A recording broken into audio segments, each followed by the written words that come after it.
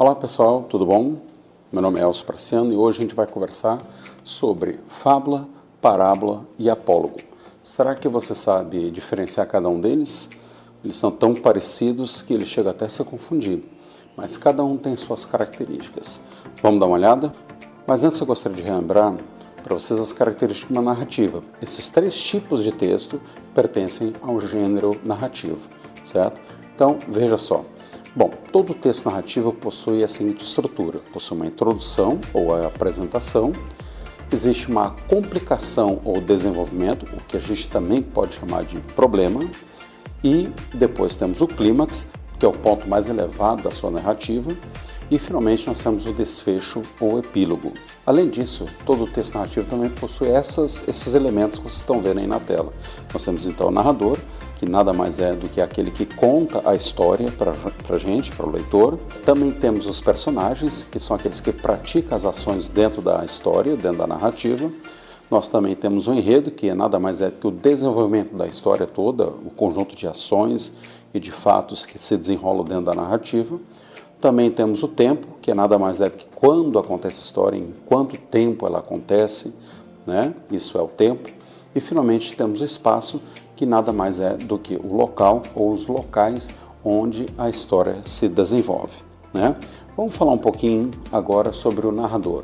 Veja, o narrador, como falei inicialmente, nada mais é do que a pessoa que conta a história, né? Então sempre quando nós temos uma narração, temos obviamente alguém que está contando essa história aí, certo? Então o papel dele é nada mais do que contar a ação onde os personagens se envolvem, certo? O narrador pode ser de dois tipos. Temos o narrador observador, que é aquele que, embora não se envolva diretamente dentro da narrativa, portanto ele não é um personagem, ele apenas observa, né? Como o próprio nome diz, é um narrador observador, certo? Então ele vai contar uma história que ele viu acontecer, certo? Por outro lado, nós temos o narrador personagem, que ele conta uma história onde ele participa como um dos personagens. Portanto, o narrador personagem, ele é um dos personagens da história que você está lendo. Depois nós temos os personagens nada mais são do que aqueles que dão ações para a história, certo? Eu vou colocar aqui 4 tipos de personagens. Nós temos o protagonista, que são destaques dentro da narrativa, portanto, são aqueles personagens mais importantes, né, principais, tá? E ocupam o lugar mais elevado da história. Lembrando que o protagonista necessariamente não é o bonzinho, né?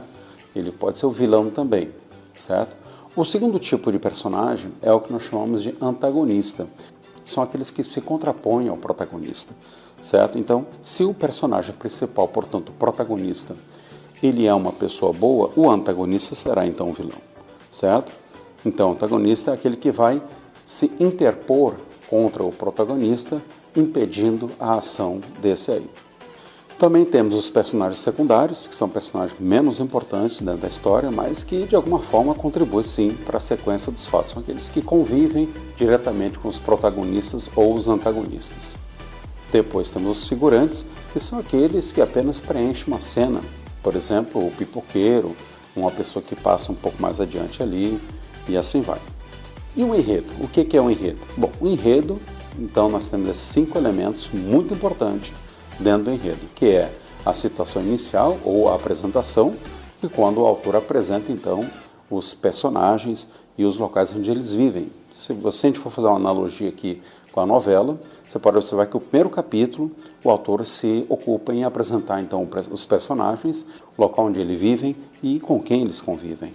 Logo em seguida temos o estabelecimento de um conflito, ou seja, um acontecimento que é responsável por modificar a situação inicial dos personagens, né? Um problema que acontece então no início da novela é justamente o que a gente chama então de conflito.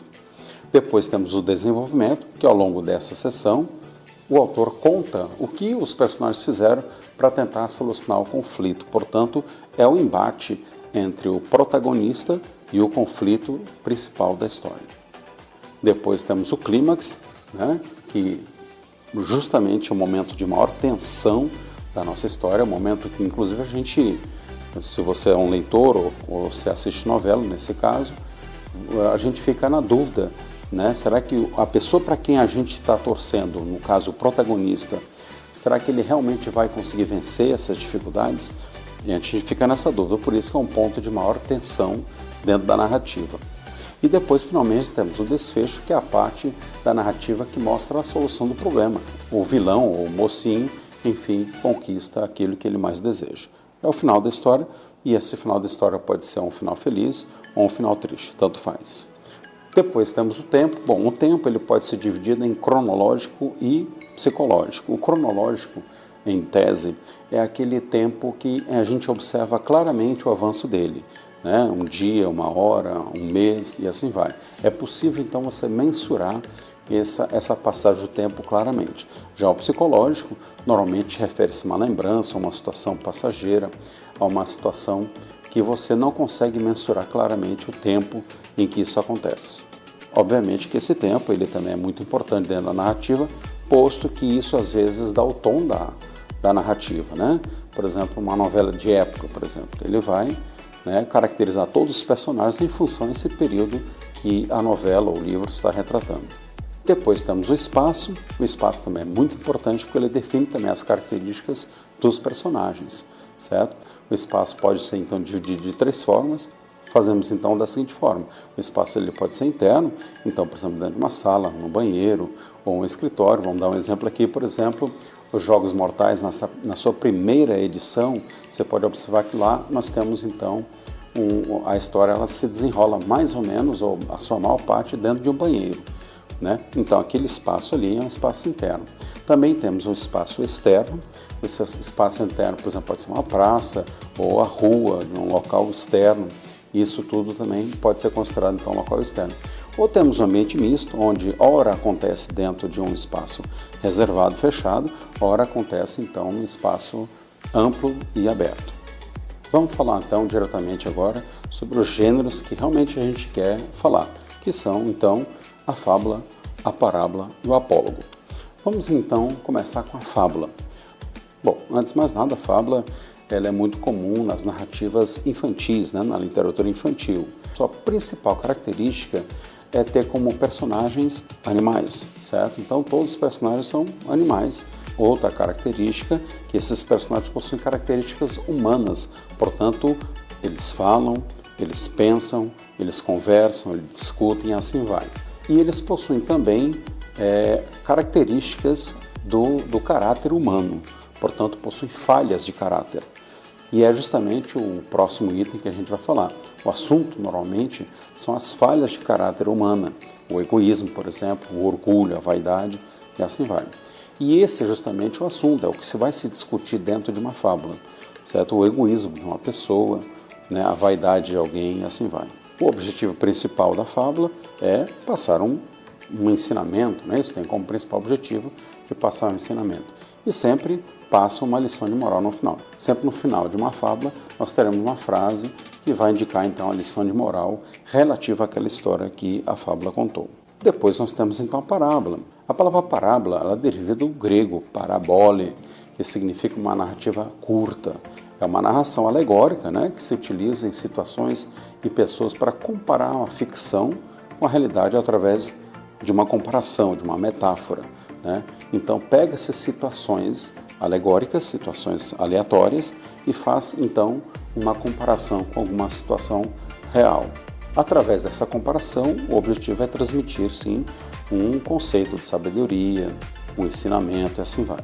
A gente vai encontrar esse tipo de texto geralmente em textos religiosos, como por exemplo a Bíblia. A gente sabe que Jesus Cristo, por exemplo, se expressou através de parábolas. A parábola é uma excelente forma de você exemplificar uma situação real a pessoas que têm, por exemplo, uma criança, né, que tem uma dificuldade de compreender uma situação real de fato, de concreto. Então, a parábola, né, a gente pode passar algum tipo de conhecimento nesse sentido. Diferencia-se da fábula, por exemplo, e do apólogo, por ser protagonizada por seres humanos. Portanto, não temos, então, seres inanimados ou animais sendo personagens nessas histórias, são seres humanos mesmo.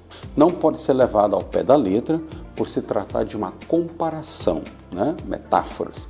Por isso mesmo, muitas vezes a gente tem uma diferença muito grande de compreensão das parábolas, por exemplo, que são colocadas na Bíblia. Algumas pessoas compreendem uma passagem da Bíblia de um jeito, outros já preferem entender de outro jeito, né? Por quê? Porque ela realmente dá margem para interpretações diferentes. E aí, para a gente finalizar, a gente vai falar agora um pouco sobre o apólogo, né? O apólogo ele é muito parecido com a fábula. Aliás, a única coisa que realmente é diferente é com relação à natureza dos seus personagens. Então veja só, é uma narrativa também, né? Com as suas principais características que a gente já colocou no início do vídeo. Porém, os personagens são objetos inanimados. Então vamos encontrar como personagens então, cadeira, mesa, lápis. Os personagens possuem características humanas, portanto, no caso de cadeiras, elas falam, elas pensam, conversam, tem essas características assim. Os apólogos têm o objetivo de atingir um conceito humano de forma que modifique e reforme, né, levando esses seres humanos que estão lendo o apólogo a agir de modo diferente. Os exemplos são utilizados para ajudar a modificar conceitos e comportamentos humanos, certo? Através, é claro, de um conceito de moral social. Diferencia-se da fábula, como falei agora há pouco, justamente pelas características dos seus personagens, mas não é só por isso. A fábula, ela dá preferência para situações fantasiosas. E é diferente, por exemplo, da parábola, porque a parábola geralmente traz conteúdos religiosos. O apólogo nem sempre é usado com essa intenção. É mais utilizado com o intuito de dar lição de vida. E aí, você entendeu então a diferença em cada um deles? Eu acho que com essa explicação aí, você vai dar um joinha nesse vídeo e vai se inscrever também no nosso canal. Não vai? Olha, não se esqueça que na descrição desse vídeo eu vou deixar um material de apoio para você dar uma olhadinha, para você estudar e verificar o que você aprendeu dessa aula, ok?